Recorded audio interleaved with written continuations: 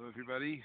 Getting ready for Yom Kippur. It's about just after 8 o'clock in the morning over here in Yerushalayim, and got back from Shul, and I figured, I hadn't yet recorded anything about the halachos of Yom Kippur or the fast or anything like that, and I wanted to try to see if I could just get something out quickly before the fast begins. So went across the street, came down again to beautiful Yaramot with Think Again, it's Tom Menuchos in the background, and I just want to talk a little bit about the halachos of Yom Kippur, and today, if you're seeing this, hopefully on Erev Yom Kippur, so we'll talk about the halachos today as well.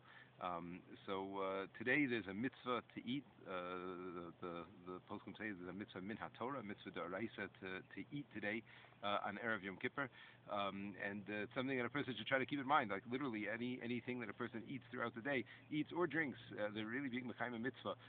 The poskim say this halacha applies to women the same as men, even though it's a mitzvah saseh shehazman grama. It's a positive mitzvah that's time bound, but because the mitzvah is learned, the mitzvah to eat on the 9th is learned from the prohibition of eating on the 10th, meaning from the halachos of the fast, and since women are required to maintain and keep the fast, therefore they're also part of this mitzvah of eating on Erev Yom Kippur, similar to Kiddush, like we learned in school.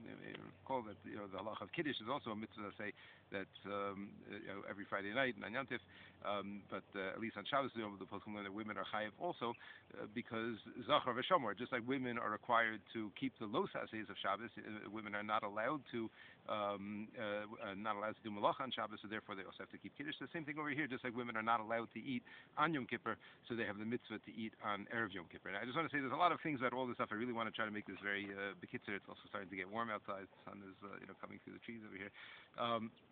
But a lot of perspectives about all of these things. I just want to share one perspective with you about this halacha about eating on Erev Yom Kippur, because I think it's in keeping with what we've been learning from the Torah Devorah and the way that Hashem looks at us, and the incredible love that He has for us, and how He goes so out of His way for us, and everything is stacked to help us.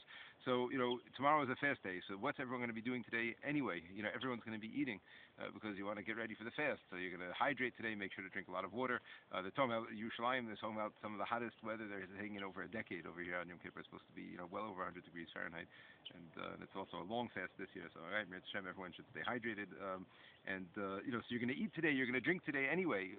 Throughout the day. So what does Hashem do? He wants you to go into Yom Kippur with as many mitzvahs as possible. So what does He do? He takes the easiest thing that you're going to do anyway all day today, and He says, you know what? Let's give you points for doing that. And all the person has to do is have in mind, have kavanah, and realize, what I'm eating today is not just time to eat in order to get ready for the fast. It's a mitzvah. I'm eating a mitzvah. Okay, I'll take a drink of water at that. Have in mind, have kavanah. Okay. So that's the story. There's a mitzvah in the Torah to eat today. Now, in addition, there's a mitzvah to have a suda right before Yom Kippur, the suda masekes. And like we spoke about when we spoke about the halachos of Tisha B'av, just like on Erev Tisha B'av, we have a mitzvah to have a suda where we sit on the floor and we eat bread with ashes, and it's a very somber time. So this suda, Erev Yom Kippur, is a festive meal. We're supposed to set the table like we would for Shabbos or Yom Tif, not just to put out. We're supposed to really set the table like a Yom Tif meal. And like I explained by the Tisha B'av Shiurim, that really these seudas are the seudas that we would be having on this day if we were allowed to eat. So if on Tisha B'av we were allowed to eat, so the seuda that we would eat would be, we'd sit on the floor and eat ashes, eat bread with ashes. And if we could eat on Yom Kippur, it would be a celebration, right? Because Yom Kippur is a happy day; it's the happiest day of the year. It's a celebration of our relationship with Hashem, a celebration of tshuva, a celebration of the fact that Hashem knows and understands and realizes that we're going to fall short of the mark every year, and all we have to do is be sincere about wanting to get back to Hashem and wanting to do better next time, and He wipes our slates clean. What's happier than that? What's more exciting than that? Sometimes people have the wrong perspective. They say because we're fasting, so it must be like a somber or a sad day, but it's really the opposite. On Tisha B'av it's like that. It's true, we fast because it's a sad day, but on Yom Kippur, they say the opposite. They say we're not eating because we're really eating. Our neshamas are really eating in Shemayim. We eat the fast. That's what the Hasidim say. We're really eating. We're really enjoying all of these tainugim, all of these ideas, in Shemayim on a much higher level. So that therefore we don't even need them over here in the physical level. So we're not. dampening the body in order to feel the soul. It's not an idea of suffering for the sake of suffering. And sometimes people have it wrong. So Yom Kippur is a happy day. It's a simchadik day, and therefore we have a simchadik meal before. So that's one. But the post coming down, and a person should wash and make a motzi and wash, and have a proper meal before the fast. Obviously, eating, making sure that you'll be full for the fast, and also that you'll be drinking, but having in mind that this is a mitzvah to do so. And in addition, many people have the minhag, and it's brought down also, to wash an additional time in the morning as well. To have like two bread meals over the day on Erev Yom Erev Yom Kippur, and so that's what many people do. Otherwise, today obviously is a day that a person wants to be paying attention to what they're doing, making sure that they're not falling into midos traps and getting frustrated and getting upset and getting impatient. Today is not a day for that. You want to try to be focusing on the fact that we're trying to show Hashem that we're sincere and we're dedicated and we want to make this work, and we want to go into Yom Kippur as strong as we can. On Erev Yom Kippur at Mincha, which the minhag is usually we say it before the meal, before the big Suda Mafsekes, before the meal that you have before the fast. So in Mincha we say the whole vidui, all the al-chaitz and all the ashamdus. That's just something to remember today.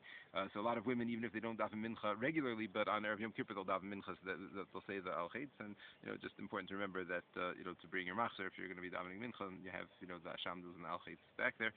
And we do that before that. Now you want to try to schedule your Su'uda with enough time that you're going to be able to finish the meal and get ready for the fast before you have to get the shul for Kol Nidre before the fast starts. So therefore you're going to want to give yourself enough time to change your shoes, maybe rinse out your mouth, brush your teeth, rinse out your mouth.